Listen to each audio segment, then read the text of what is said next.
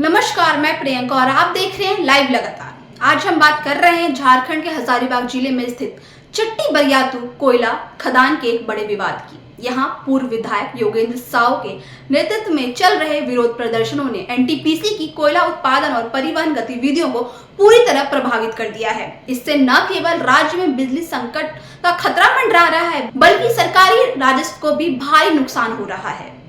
बता दें, चट्टी बरियातू कोयला खदान एनटीपीसी की एक महत्वपूर्ण परियोजना है जो हजारीबाग के केरेडारी इलाके में स्थित है।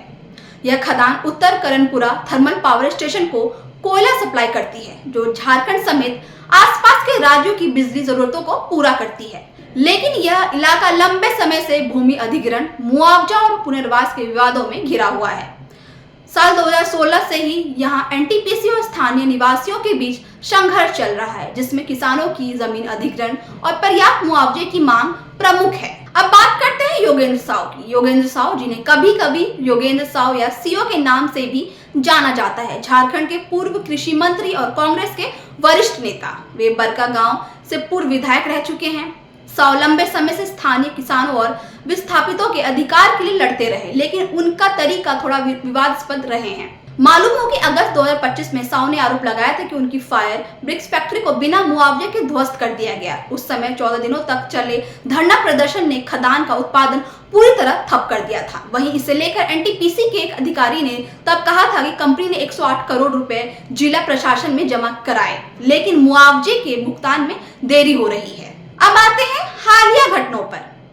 जनवरी 2026 की शुरुआत से ही यह विवाद फिर से भड़क उठा है।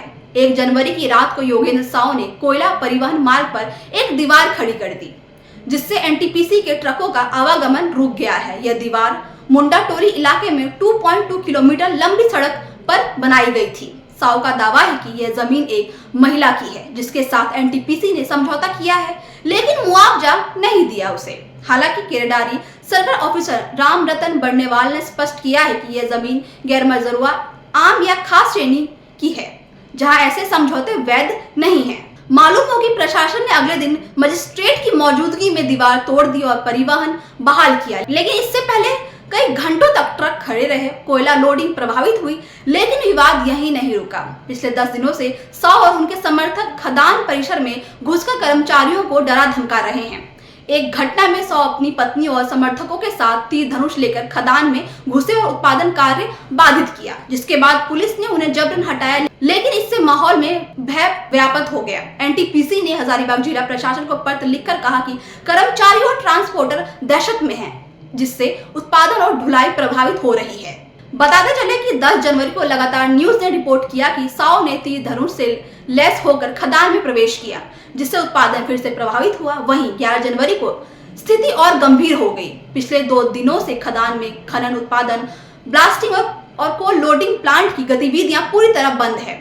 विरोध प्रदर्शन योगेंद्र साव के नेतृत्व में चल रहे हैं, जो विस्थापन, मुआवजे, पुनर्वास नीति और बुनियादी ढांचे की कमी को मुद्दा बना रहे हैं। साव ने एनटीपीसी की तुलना ईस्ट इंडिया कंपनी से की है और कहा है कि कंपनी स्थानीय लोगों को ठग रही है। इधर एनटीपीसी का कहना है कि संरचनाओं के लिए मुआवजे तय किया गया था, लेकिन साव ने जाली दस्तावेज से दावा किया, जिसकी शिकायत उच्च अधिकारियों को की गई है। सर्कल ऑफिसर बर्नेवाल ने भी साव के दस्तावेज को फर्जी बताया है। इस विवाद के प्रभाव दूरगामी है। 2 दिनों में ही एनटीपीसी को 1.5 करोड़ रुपए का नुकसान हुआ है, जबकि अगस्त 2025 से अब तक कुल नुकसान 50 करोड़ रुपए से ज्यादा पहुंच गया है। कोयला सप्लाई रुकने से उत्तर करणपुरा थर्मल पावर स्टेशन प्रभावित हो रहा है, जो सर्दियों में बिजली मांग के बीच राज्य में ब्लैकआउट का कारण बन सकता है। राज्य सरकार का राजस्व भी प्रभावित हो रहा है, क्योंकि खनन से मिलने वाला रॉयल्टी और टैक्स रुक गया है।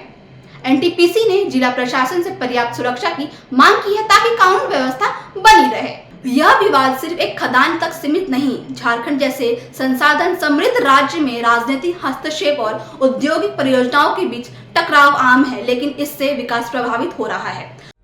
लाइव लगातार के वीडियो को लाइक करें, सब्सक्राइब करें और बेल आइकन को दबाना न भूलें।